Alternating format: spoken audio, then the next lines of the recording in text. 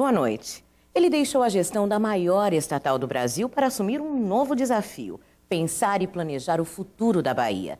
Aos 62 anos, esse economista, com PhD em Economia pela Universidade de Boston, já foi professor, diretor e até pró-reitor da Universidade Federal da Bahia. Filiado ao PT desde a fundação, já disputou uma eleição ao governo do estado, enfrentando o senador ACM. O meu convidado desta noite do Entrevista Coletiva é casado, pai de 2 filhos e hoje secretário estadual de Planejamento, José Sérgio Gabrielli. Boa noite, secretário, seja muito bem-vindo. Boa noite, é um prazer estar aqui. Prazer é nosso. Secretário, durante a posse do senhor, o senhor fez uma afirmação de que era um governo, seria uma gestão, digamos assim, de continuidade, mas com ajustes, talvez por conta do perfil do gestor. Que ajustes são esses? Quais são? Olha, eu apontei na minha discurso de posse alguns ajustes que eu imagino sejam possíveis serem feitos. Primeiro, fazer com que a Secretaria tenha um foco também no curto prazo. A Secretaria de Planejamento, ela pensa o longo prazo, mas tem que pensar também na intervenção mais rápida, com os efeitos mais imediatos das ações de governo.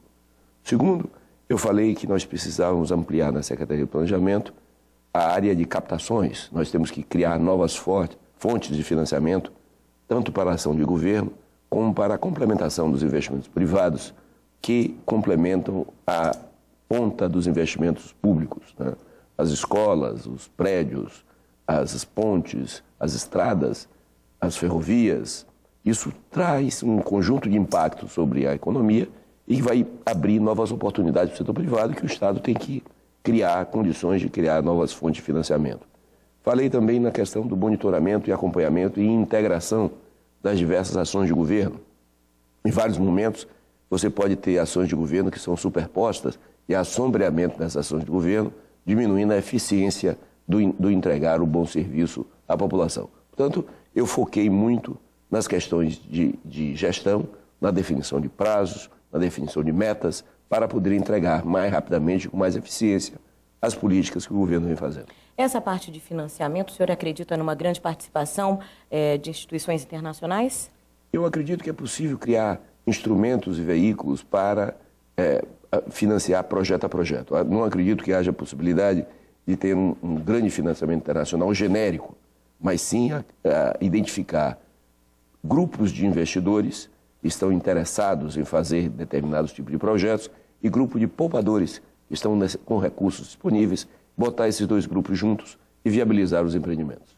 Com relação à CEPLAN, a Secretaria de Planejamento, secretário, hoje o senhor acredita que ela é uma secretaria de articulação das outras secretarias, talvez de união, e de um funcionamento mais rápido, mais eficiente, digamos assim? Olha, eu acho que a Secretaria de Planejamento ela tem a função de fazer com que as ações de governo sejam feitas de forma mais ordenada e de forma mais eficiente, de tal maneira que o benefício final para a população chegue mais rapidamente e da maneira mais eficiente possível. O senhor citou as obras aí básicas, algumas estruturantes realizadas, que devem ser realizadas pelo governo e, claro, as obras do entorno. Em termos de obras estruturantes, quais são as prioridades do governo hoje? Olha, você hoje tem alguns projetos estruturantes importantes, né? Tem a ferrovia Oeste-Leste, você tem o sistema viário que vai descambar na ponte para a ilha de Salvador, a ilha. Você tem o projeto de mobilidade urbana, que é importante para a cidade de Salvador. Você tem alguns projetos de irrigação, de recuperação de áreas, hoje com pouca perenização de rios. Você tem hoje a Arena Salvador, que é importante para a Copa. Você tem alguns projetos estruturantes. Mas, além disso, existe um conjunto de ações em relação aos serviços públicos em geral, que amplia a saúde, a educação, a segurança pública. E você, com isso, também tem o efeito das transferências de renda diretamente às famílias, que provocam uma economia nas cidades pequenas e médias, que é muito ativa hoje com a distribuição de renda maior que ocorre no país. Em termos de projetos para essas cidades pequenas e médias, o que o senhor destacaria já em andamento aqui na Bahia? Olha, eu acho que nós temos que avançar mais na identificação dos gargalos de logística, ou seja, veículos que permitam acelerar a montagem de canais de distribuição de produtos e de atração de novos investimentos em determinadas áreas, identificar as características de cada região, de cada território, e com isso criar aglomerações das cadeias produtivas para que as cadeias produtivas possam crescer mais e desenvolver a cadeia de móveis a partir da celulose e dos MDFs, a cadeia decorrente da expansão da automobilística, da indústria automobilística na Bahia, os impactos que a estaleiro naval de Maragogipe da Enseada Paraguaçu vai provocar na Baía de Todos os Santos, o crescimento da indústria decorrente da produção de energia eólica, com equipamentos para a energia eólica. Então, trabalhar com esse conjunto de cadeias produtivas que são importantes para aumentar o impacto do desenvolvimento econômico com a inclusão social, que é a marca do crescimento baiano. Você confere em instantes, o governo do estado pode ajudar a solucionar o problema do trânsito aqui na capital? E qual o impacto do contingenciamento anunciado para o desenvolvimento da Bahia? O Entrevista Coletiva volta já já. Estamos de volta com uma entrevista coletiva. Secretário, o transporte tem sido muito comentado aqui na capital, principalmente por causa da Copa também.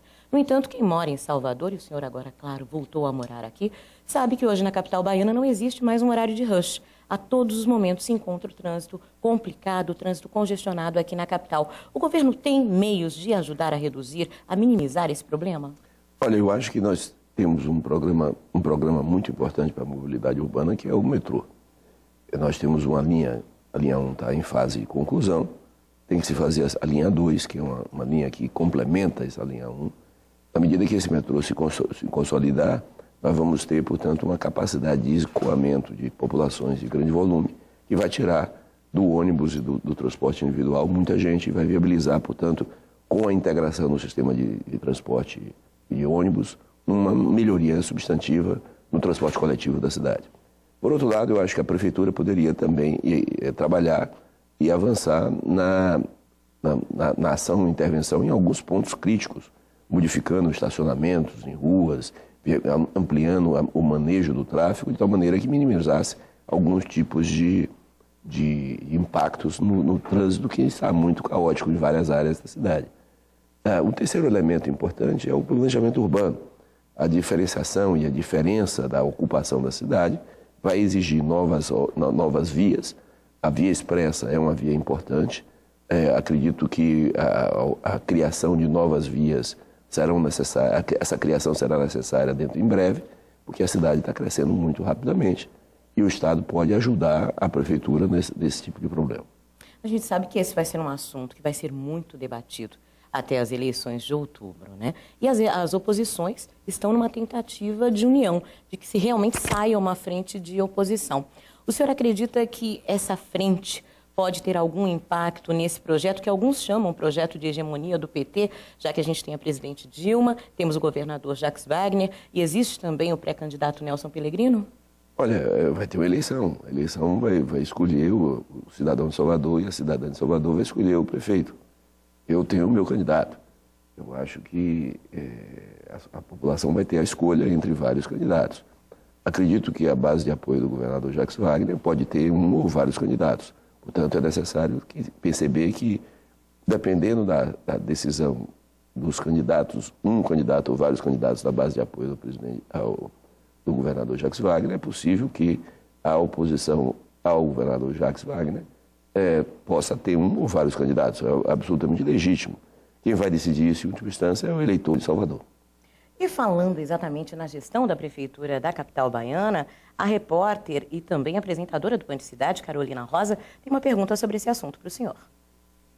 Boa noite. Essa semana saiu uma nota em um jornal impresso aqui do estado em que o ex-secretário da Casa Civil, João Leão, faz críticas a respeito de um comentário do senhor que teria feito sobre a atual situação de Salvador. Segundo a nota, ele teria também insinuado de que o governo estaria segurando uma verba de 20 milhões de que a Embasa tem direito a receber da Prefeitura e que esse dinheiro só seria pago pelo governo se Pellegrino fosse eleito. Eu gostaria de saber a opinião do senhor sobre esse comentário, sobre essa nota. Bom, eu não vou comentar a declaração do deputado João Leão. Eu acho que ele tem direito de ter a opinião dele. Eu tenho a minha opinião sobre as condições da cidade.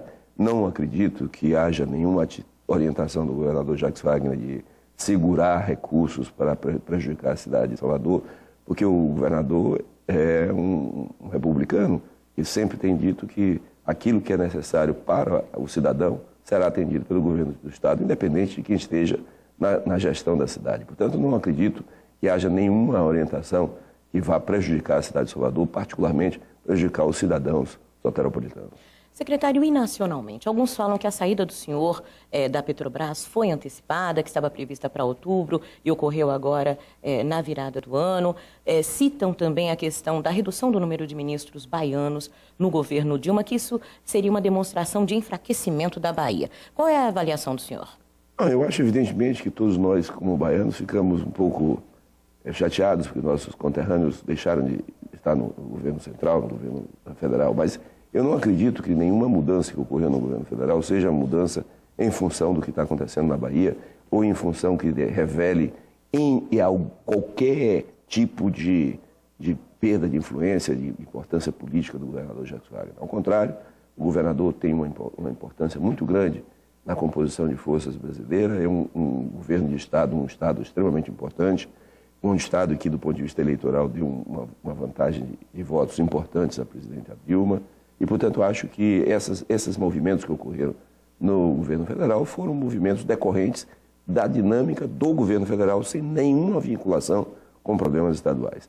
A minha saída da Petrobras é uma saída que estava prevista para ocorrer mais adiante, ela foi feita antecipadamente por causa exatamente das necessidades da mudança do ritmo de crescimento da Petrobras, que foi feita sem nenhum trauma e sem nenhum problema.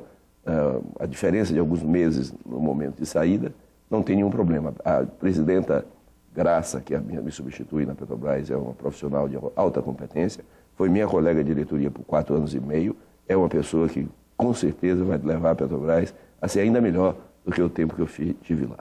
E o contingenciamento, secretário? Esse contingenciamento, que já falam que tem um limite aí de 750 milhões de reais, ele vai ou não vai ocorrer aqui no governo? Olha, em primeiro lugar, não tem uma decisão final sobre contingenciamento, mas é importante chamar a atenção que contingenciamento não quer dizer corte de recursos.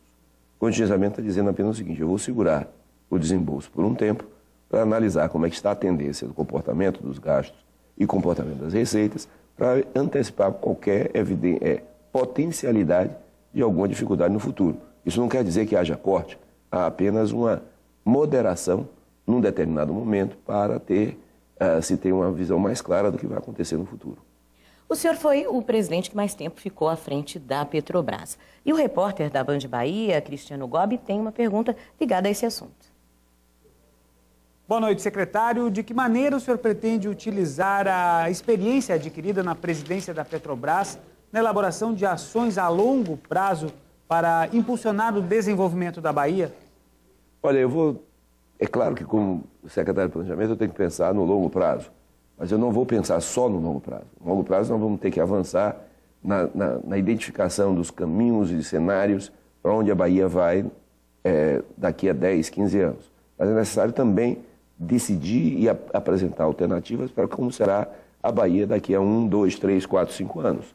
E nesse sentido nós vamos combinar a visão de longo prazo que uma empresa como a Petrobras tem, porque nada na Petrobras é de curto prazo, dado o volume e o tipo de investimento da Petrobras, com a necessidade do Estado que tem que resolver problemas imediatos para amanhã, ao mesmo tempo que criar as condições para crescer e continuar crescendo no longo prazo. Combinar esses objetivos de curto e longo prazo, eu sei que é um desafio, mas eu gosto muito de desafios. Vamos saber no próximo bloco, será que há tendência da Petrobras aumentar os preços dos combustíveis? E o PT já tem mesmo um candidato à sucessão do governador Jacques Wagner? O Entrevista Coletiva volta em instantes. Estamos de volta com Entrevista Coletiva. Secretário Gabrielli, à frente da Petrobras, como eu disse agora há pouco, o senhor foi presidente que mais tempo durou, teve grandes vitórias, como a descoberta do pré-sal, por exemplo, e outras tantas. Agora, a Petrobras vivencia uma situação que alguns chamam de atípica ou preocupante por conta dos preços internos dos combustíveis, né? Diante do que é vendido, do preço, na realidade, dos preços no mercado externo. O senhor acredita que a Petrobras pode manter essa política por mais um médio prazo ou que essa mudança há uma necessidade efetiva de aumento no preço dos combustíveis? Olha, a política, eu não posso falar pela Petrobras mais. Claro. Eu não falo pela Petrobras mais. Mas como o senhor esteve à frente muito tempo, o senhor pode fazer uma avaliação até da época em que o senhor era presidente. Agora, a política da Petrobras de preços é uma política que me parece correta. E é o quê? A Petrobras, ela não faz no mercado brasileiro não passa para o mercado brasileiro a variação que todo dia tem no preço internacional de petróleo. Nem a variação que tem todo dia e cada minuto no preço internacional da gasolina, do diesel e do gás do que é feito.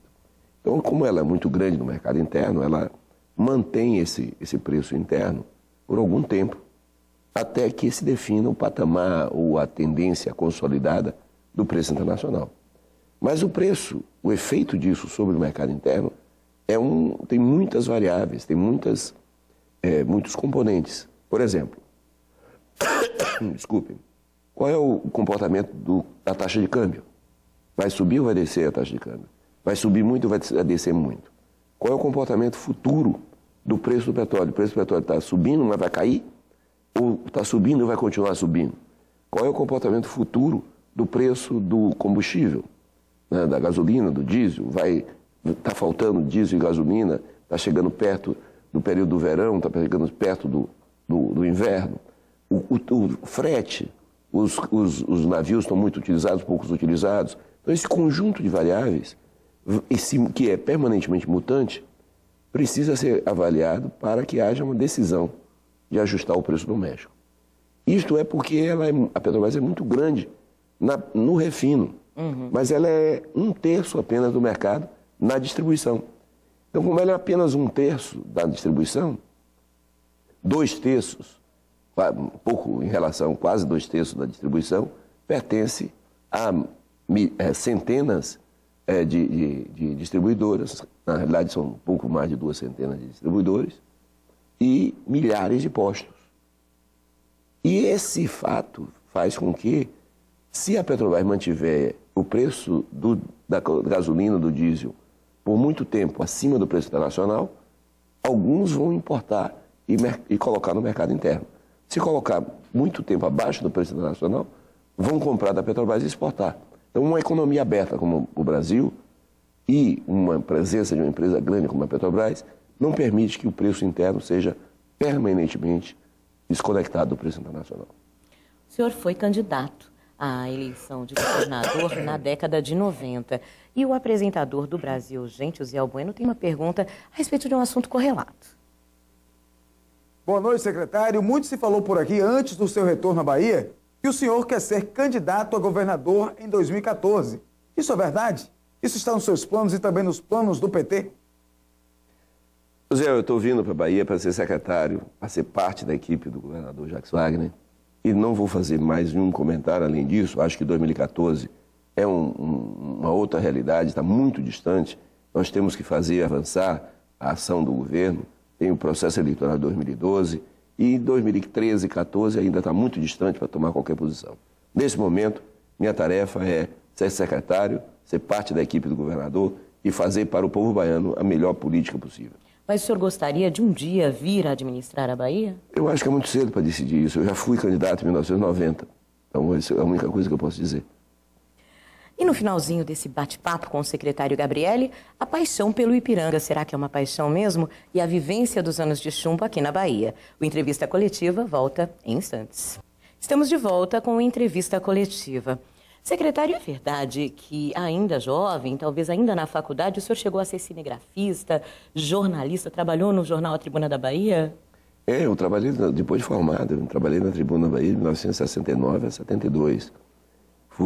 Fiz quase tudo na redação, fui repórter, fui copydesk, fui editor, fiz quase todas as posições do jornal. Depois fui freelancer de algumas revistas técnicas e fui cinegrafista da TV Aratu. E nesse período, o senhor falou aí de 68, 69 a 72, foi um período bastante complicado aqui no Brasil, né? Um período de ditadura.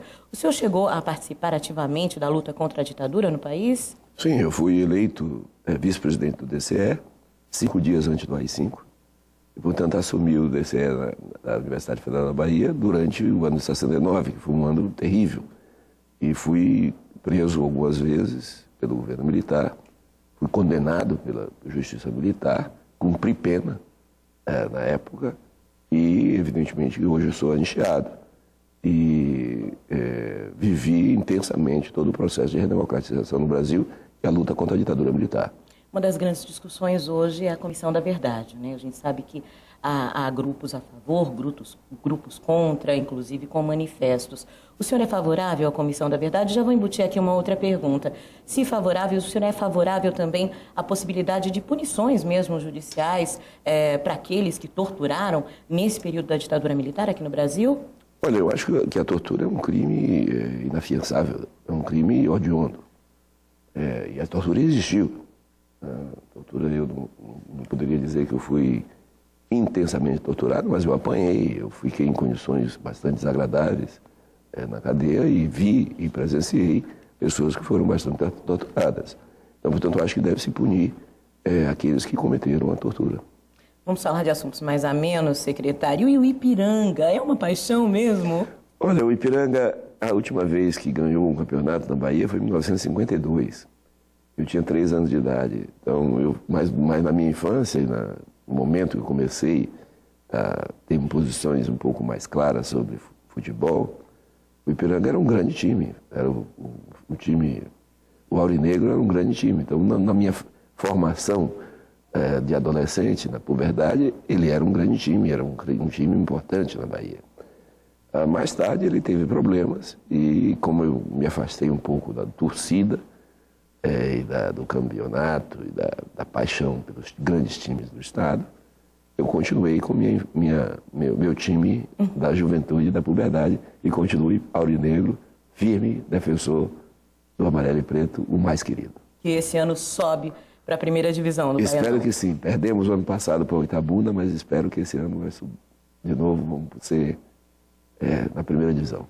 Além do Ipiranga, secretário, quais as outras paixões de José Sérgio Gabrielli? Eu gosto muito de meus filhos, gosto muito de minha mulher, tenho uma vida muito pouco, eu diria, muito doméstica e gosto de ler, gosto de cinema, né? E trabalho muito com computador. Secretário, muito obrigada por ter aceitado o nosso convite. Uma boa noite para o senhor. Muito obrigado. E para você, uma boa noite, uma boa semana. A gente se encontra no domingo em mais uma entrevista coletiva.